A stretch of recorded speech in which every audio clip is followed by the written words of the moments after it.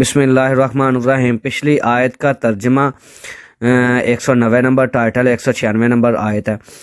بسم اللہ الرحمن الرحیم۔ اگر جو شخص مریض ہو یا جس کے سر میں کوئی تکلیف ہو اور اس بنا پر اپنے سر منڈوائے تو اسے چاہیے کہ فدیے کے طور پر روزے رکھے یا صدقہ دے یا قربانی کرے۔ پھر اگر تمہیں امن نصیب ہو اور تم حج سے پہلے مکے پہنچ جاؤ تو جو شخص تم میں سے حج کا زمانہ آنے تک عمرے کا فائدہ اٹھائے وہ حسب مقدار قربانی دے، اور اگر قربانی میسر نہ ہو تو 3 روزے حج کے زمانے میں اور 7 گھر پہنچ کر اس طرح پورے 10 روزے رکھ لے۔ یہ رعایت ان لوگوں کے لیے ہے جن کے گھر بار مسجد الحرم کے قریب نہ ہوں۔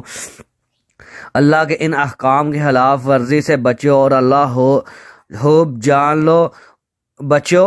جان لو کہ اللہ سخت سزا دینے والا ہے۔ استغفر اللہ رب العالمین۔ اللہ تعالی ہمیں اپنے عذاب سے بچائے۔ صدق اللہ۔